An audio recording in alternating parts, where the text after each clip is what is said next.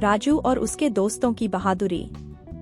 एक छोटे से गांव में, जहां हर कोई एक दूसरे को जानता था, एक बार की बात है कि वहां राजू नाम का एक बच्चा रहता था। राजू बहुत ही होशियार और तेज तर्रार था। उसे हमेशा नए नए चीजों के बारे में जानने की इच्छा रहती थी। एक दिन जब वह स्कूल से वापस आ रहा था, तो उसने देखा कि गांव के किनारे वाले जंगल में कुछ अजीब हो रहा है। राजू ने देखा कि दो आदमी, जो अजनबी थे, किसी चीज को जमीन में गाड़ रहे थे। राजू को शक हुआ और उसने पास जाकर छुपकर सब देखा। उन आदमियों ने कुछ चमकती हुई चीजें जमीन में गाड़ी और जल्दी से वहां से चले गए। राजू ने अपने दोस्तों रवि और मोहन को इस बारे में बताया। तीनों ने मिलकर सोचा कि क्या करना चाहिए।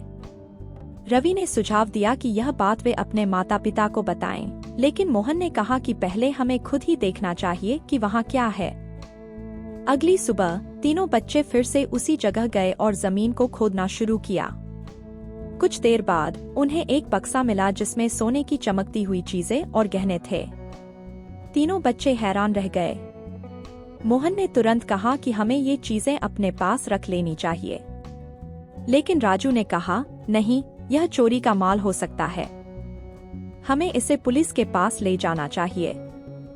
रवि और मोहन ने राजू की बात मान ली। वे बक्सा लेकर गांव के थाने पहुंचे और सब कुछ पुलिस इंस्पेक्टर को बता दिया। इंस्पेक्टर ने बच्चों की हिम्मत की तारीफ की और कहा कि यह चोरी का माल था जिसे कुछ दिनों पहले एक बड़े घर से चुराया गया था। पुलिस ने उन चोरों को पकड़ने का जिम्मा उठाया और कुछ ही दिनों में चोरों को गिरफ्तार कर लिया। गांव वालों ने बच्चों की बहादुरी और ईमानदारी की सराहना की। इस घटना से बच्चों ने सीखा कि गलत चीजों को अपने पास रखने की बजाय सही रास्ता अपनाना चाहिए।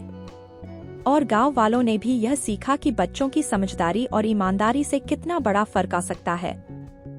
राजू, रवि और मोहन की इस बहादुरी की कहानी गांव के हर घर में सुनाई जाने लगी।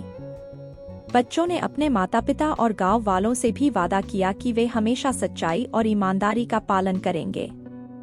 इस कहानी का नैतिक यह है कि ईमानदारी सबसे बड़ी नीति है और सही कार्य करने से हमेशा सही परिणाम मिलते हैं। बच्चों, कभी भी लालच में आकर गलत रास्ता नहीं अपनाना चाहिए, क्योंकि ईमानदारी और बहादुरी से ही असली विजय मिलती है।